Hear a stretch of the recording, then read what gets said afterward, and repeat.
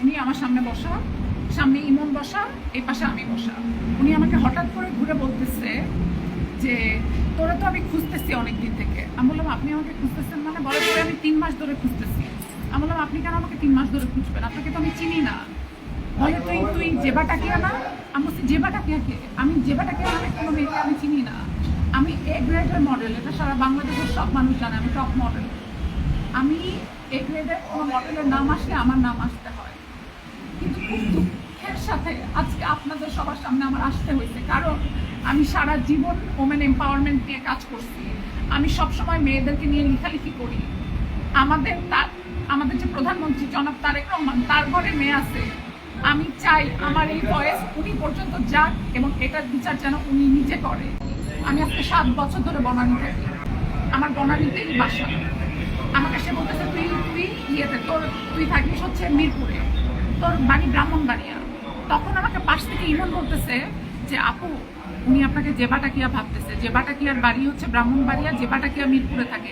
জেবাটাকিয়া 1.5 বছর তার সাথে সম্পর্ক করে তার থেকে 1.5 কোটি টাকা নিতে, 3.5 লাখ 4 লাখ 5 লাখ টাকার পর্দা কিনছে, 7 লাখ টাকার ফার্নিচার কিনছে, বিভিন্ন জিনিস কিনছে এবং ওনাকে অনেক সময় বসা রাখছে। উনি জেবাটাকিয়ার প্রেমে পাগল ছিল। এরপরে জেবাটাকিয়ার স্বামী যখন বিদেশ থেকে আসছে, জেবাটাকিয়া তখন সব কন্ট্যাক্ট বন্ধ করে দিচ্ছে। সে সব জায়গা থেকে কন্ট্যাক্ট বন্ধ করে দিয়ে ওই লোককে টিচ করে টাকা পয়সা নিয়ে চলে গেছে। এখন এই যে আশিয়ার নজরুল, সে আমাকে জেবাটাকিয়া ভাবতেছে। মানে সে এমন একটা লোক, সে কালকে আপনাকে চিনলে আজকে আপনাকে চিনবে না, এই টাইপের। এরপরে সে ইমনকে ঘর থেকে বের করে দিল, যে ইমন তুই বের হয়ে যায়। বের হয়ে আমাকে বললো তুমি ওই সোফায় যেয়ে বসো। পুরো একটা সোফা দেখা গেল যে ওই সোফায় যেয়ে বসো। আমি বসলাম, যে ভাবলাম যে হয়তো কথা বলবে, দূরে যে বসছি। এরপরে সে 2 হাত দিয়ে আমার রশি দিয়ে 2 পা বাঁধলো আমার, এবং সেই রশি আমাকে বলে কি এই রশি দিয়ে হাসিনা রাজাকারদেরকে ফাঁসি দিছিল।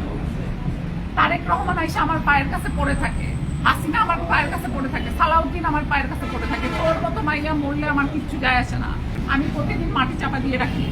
আমি শুধু বলছি আপনার নিজের ঘরেও মেয়ে আছে, এতটা নির্দয় হয়েন না। আল্লাহ বলছে এত নির্দয় হয়েন না। আপনারা আমার অবস্থাটা চিন্তা করেন। আমি ওই রুমের মধ্যে একা, একটা মানুষ নাই, তার যত লোকজন আছে সবাইকে সে বের করে দিছে, দিয়ে আমার হাত বাঁধছে, আমার পা বাঁধছে, আমার ফোন গুনে ছুঁড়ে মারছে, মেরে আমার গলা চিপে ধরছে। এভাবে গলা চিপে ধরে আমাকে বলতেছে বল আমাকে কেন ঘুরাইছিস। ভাই তাকে আমি জীবনে ওই দিন প্রথমবার দেখছি। ইমন আমাকে জেবাটাকিয়া সাজাইছে তার সামনে, ইমন আমাকে জেবাটাকিয়া সাজাইছে তার সামনে। আমার বয়ফ্রেন্ড আছে, আমার বয়ফ্রেন্ডও এটা দেখতেছে। আমার বয়ফ্রেন্ডের অনেক লোক এখানে আসছে। আপনার নিজের সন্তান আছে, আল্লাহ রহম করেন।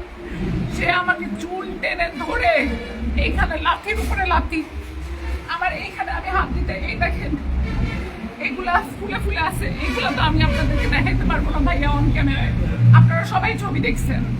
আমি তারেক রহমান পর্যন্ত নিয়ে যাব, বিনা কারণে অন্য মেয়ে ভেবে আমাকে কেন মারা হইল? আমার অপরাধটা কি?